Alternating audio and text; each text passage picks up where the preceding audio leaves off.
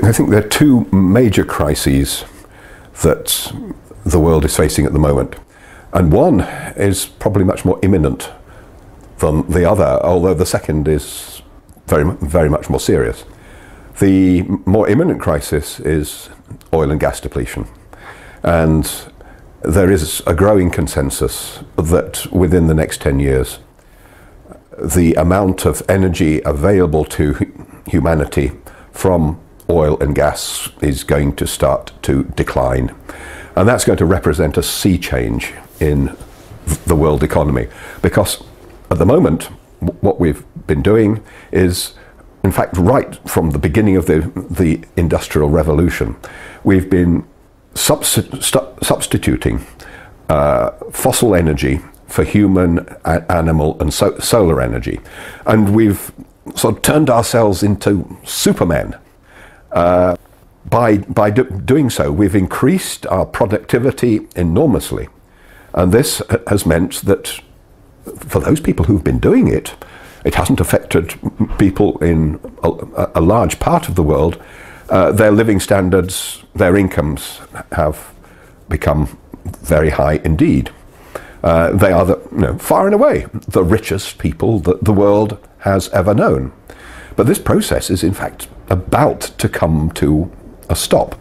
And virtually nobody is thinking about it and what sort of accommodation we can realize. I mean, if we reach this peak in 10 years' time, we ought to be planning for it now.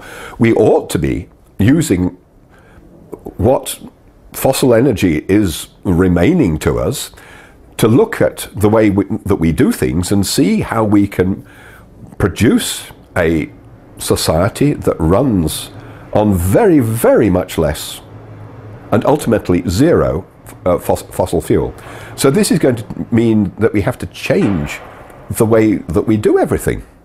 And our capital stock that we've built up is in many cases going to be unsupportable because it requires an awful lot of energy to run it. I mean, we've designed sort of buildings that require to be heated and lit using fossil fuels because the fossil fuels have been there. They've been cheap. So actually bringing about a change, and the change is going to be the most severe for those countries which are using very large amounts of fossil fuel. So that's crisis number one, and that's imminent. In fact, you could almost say that it's upon us at present, because the difficulties that the oil-producing countries are having in pushing up their output to meet the present level of global demand, particularly demand from China, is causing the present high prices, but they will go very much higher still. So that's the immediate crisis.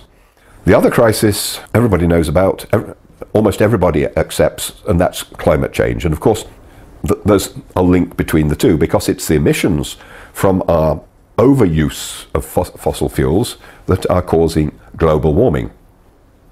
But the world has absolutely no idea how to tackle the climate change problem because it's so closely linked to economic growth.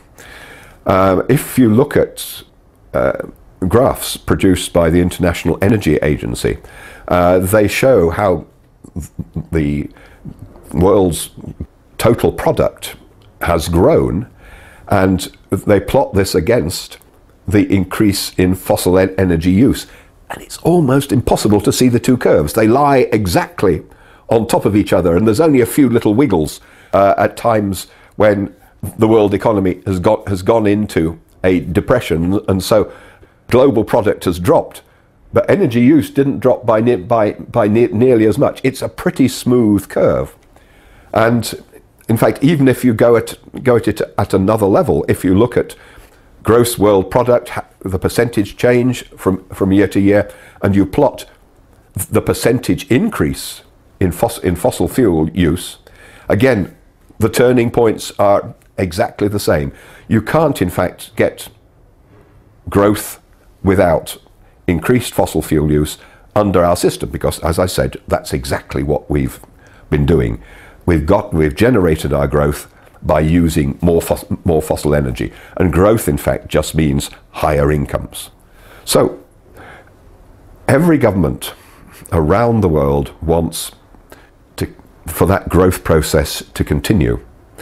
And it's not because just everybody likes higher incomes. There's something very much more fundamental than that. And that's that the economy would break down if growth didn't happen. I mean, supposing in any country there was no growth this year, then all the investments that were made last year have essentially produced no return. The companies that invested expected to be able to sort of increase output in their factories, or to sell or rent the shopping centres they built, all this sort of thing. But if there's no growth, then they weren't able to do that. So this means that they're not going to be able, at least think it worthwhile, continuing to invest for next year. They're going to want this year's surplus capacity to be removed before they're going to have the confidence to make new investments. What this means is that all the workers who were working on those projects aren't going to be re-employed on the next generation of projects, because there ain't going to be another generation. And so they will be out of work. They will spend less. In some countries, they'll have social welfare to fall back onto. But the very fact that they're spending less means that other people get put out of work. And so we have an economy that, unless it can get growth, collapses.